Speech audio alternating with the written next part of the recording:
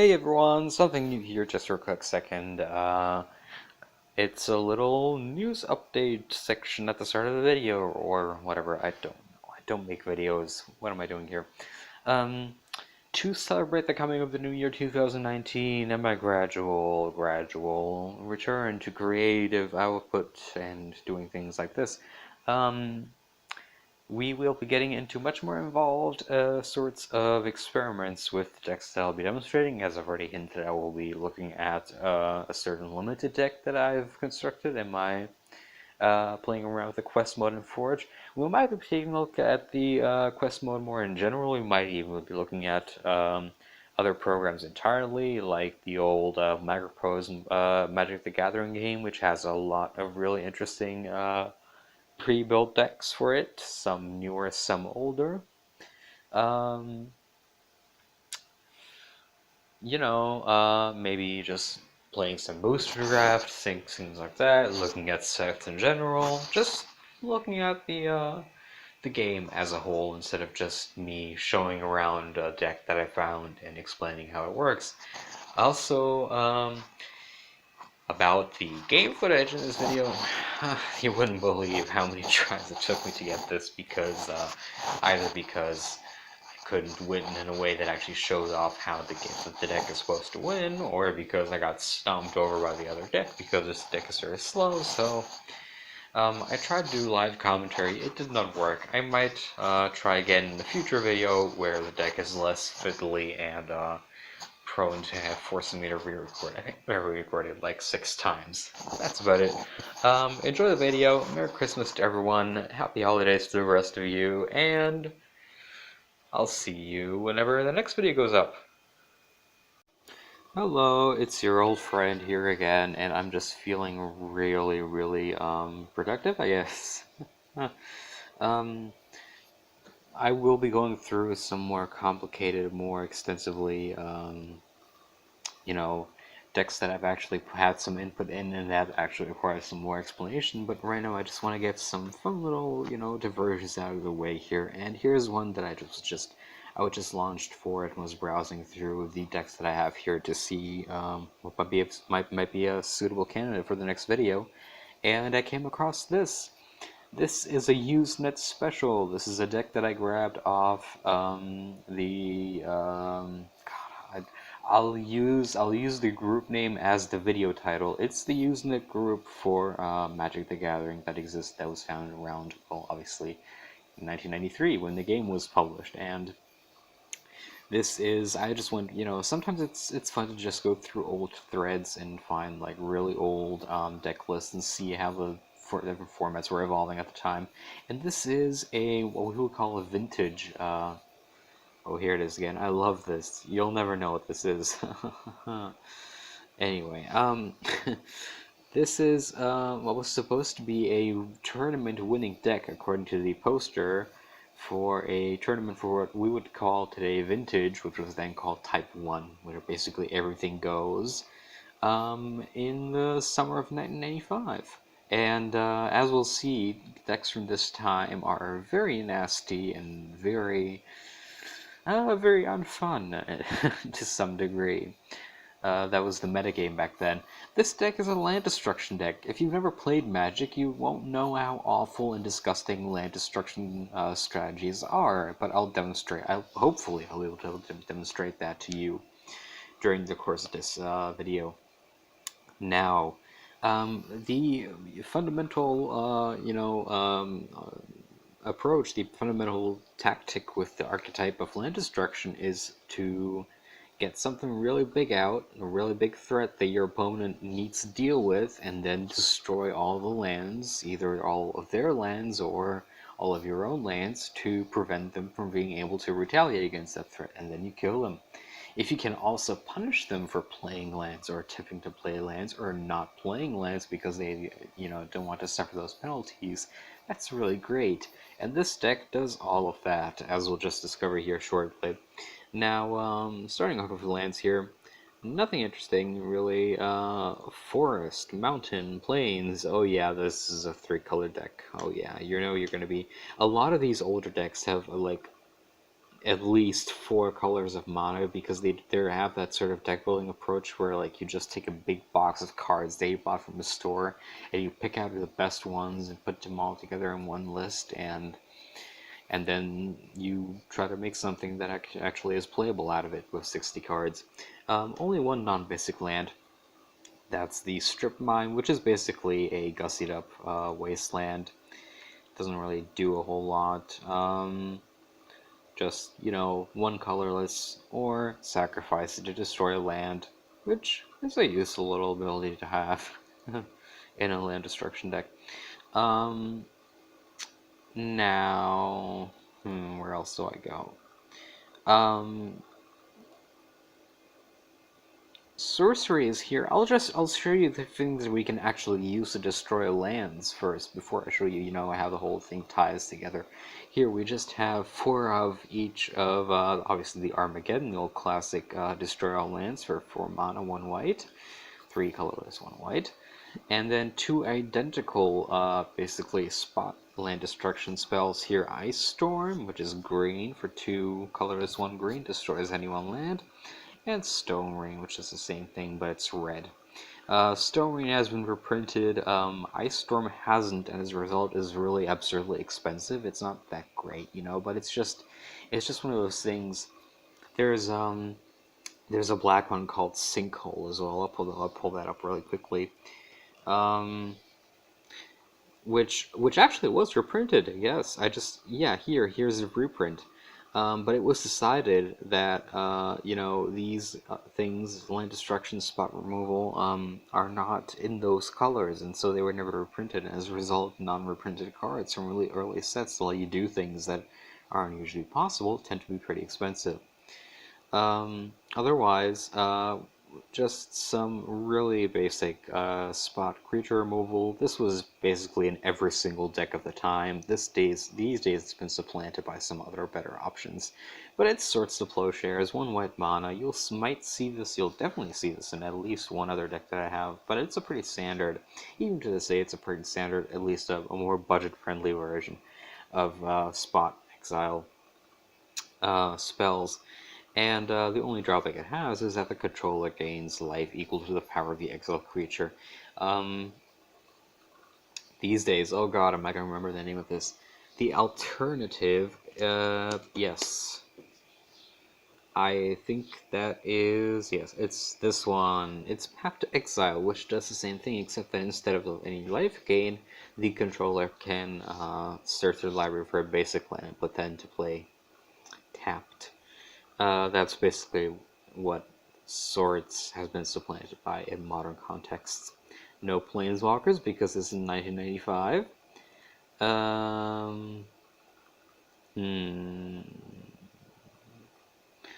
Yeah.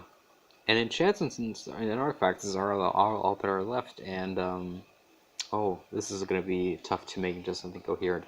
I'll go through the utilitarian cards first. Consecrate Land. This is a land, and it's an aura that goes on a land, and all other enchantments on that land are destroyed. The land cannot be destroyed nor enchanted by any other auras until, obviously, this aura goes away. And this is something we can use to play on our own lands to keep them from being destroyed by all the land destruction effects that we're playing, so that we can keep our land base while our opponent doesn't. We have 4 of those.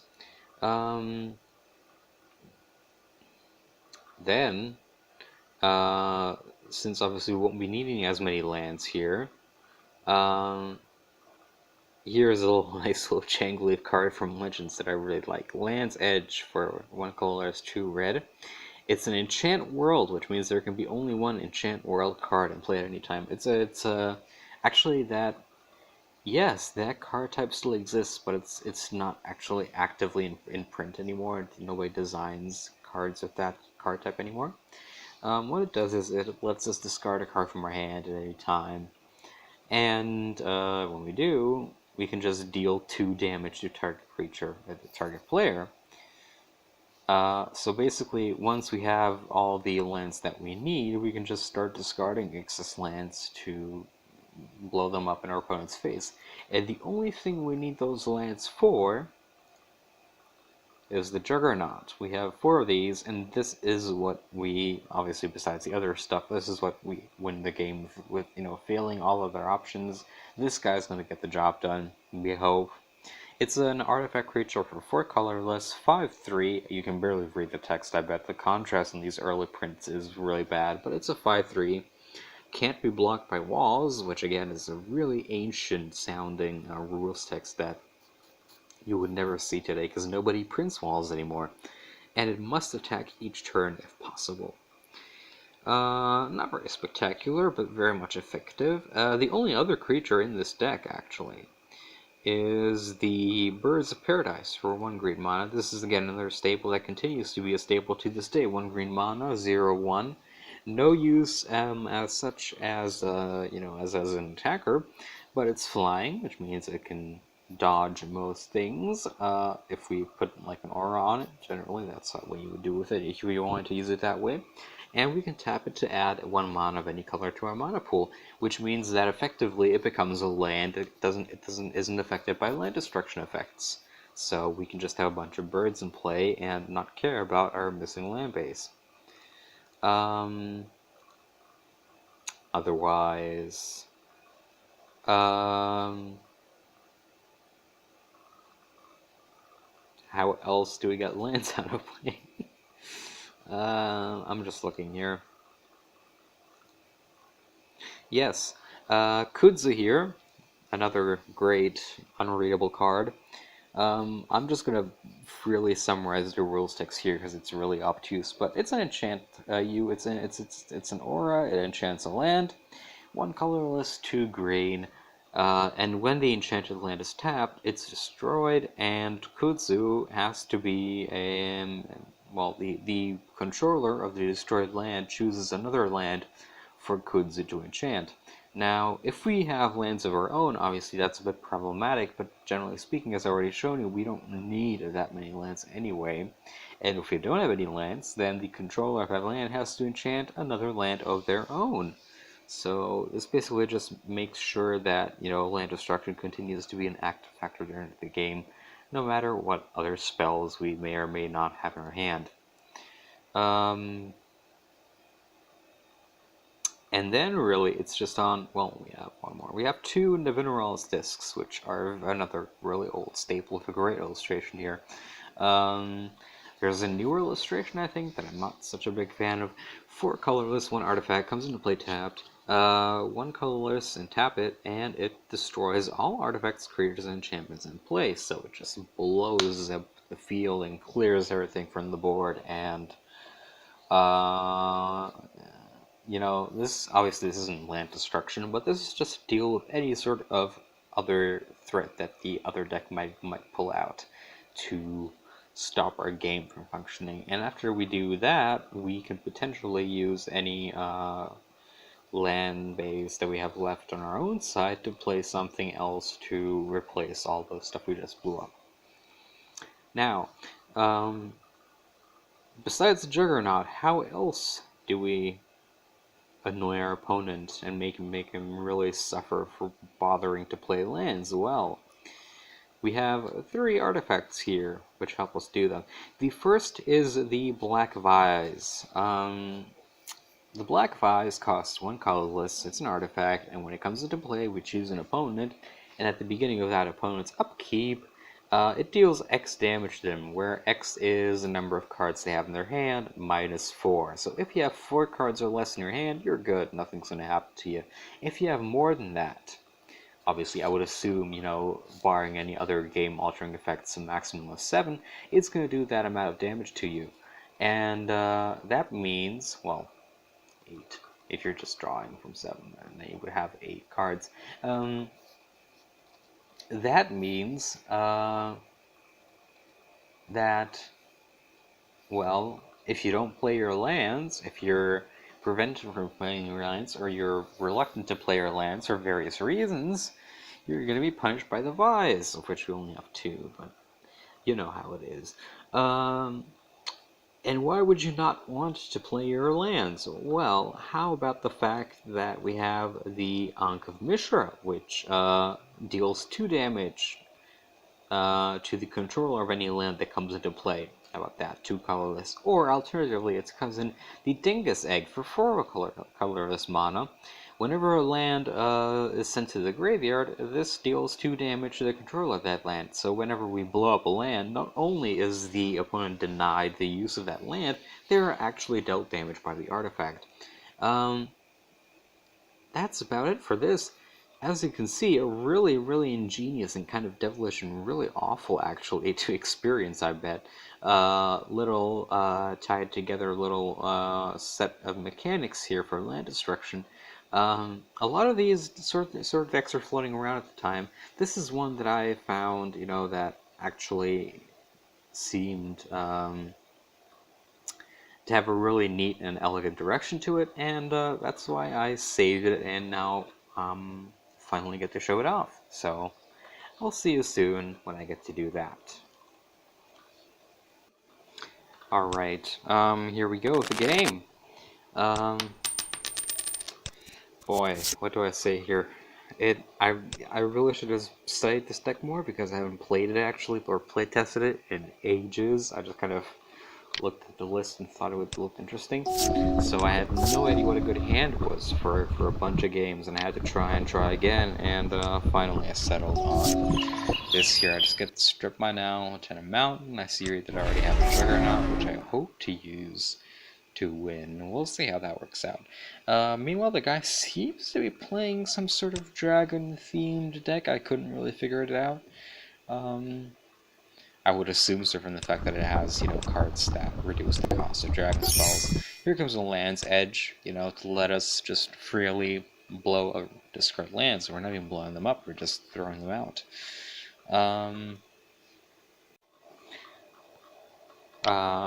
Yeah, here's a pause. If there's any awkwardness, my recording got interrupted. But anyways, we're just gonna. I was figuring out what the lands to discard. Yes, exactly, because I need 4 mana for the Juggernaut, obviously, and some of that is excess. So, unfortunately, he puts a stop to my plans with that Glade Watcher, that big 3/3 elemental, which is absolutely unfair. But I discarded one of the forests, played another, and now I'm gonna get the Juggernaut. No, first off, I'm gonna get the Dingus Egg out first, just to have that in place, that if any lands get blown up, the appropriate consequences are suffered. Oh boy, this is slow moving, isn't it? So this is why I wanted to do live commentary, so we could speed this up, but unfortunately, it's just not, it doesn't work like this. Only with decks I'm really familiar with, and those take a longer time to explain, so.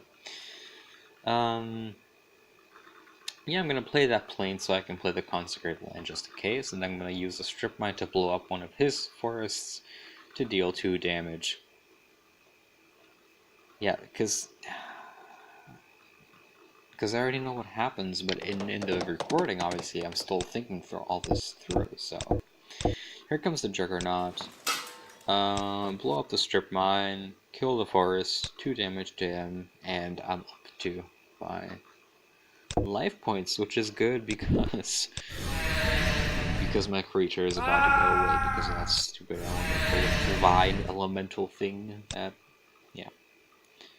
I'm gonna use the Land's Edge again liberally since, there's no reason not to.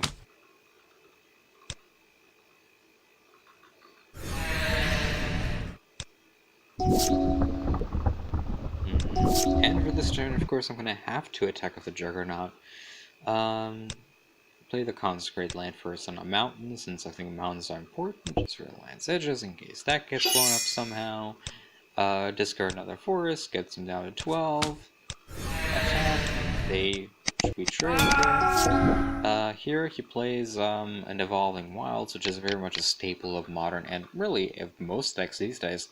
There's been a reprint with a different name. Basically what it does is a land that doesn't produce any mana, but you can tap it and sacrifice it to search your library for a basic land. It's just a way to fill out spots in your deck that you would normally use for basic lands. This way you can put in exactly the number of basic lands you need without having to sacrifice, empty spots for, well, lands that might not necessarily be helpful in any given situation. But this is where, unfortunately, it comes to the end of the line, because he has kept playing lands like an idiot, and I have only played the minimum number necessary. We're going to use that Dingus Egg to its full advantage to destroy all lands in play. He's going to take 5 times 2, that's 10. I'm going to take 4 times 2, that's 8.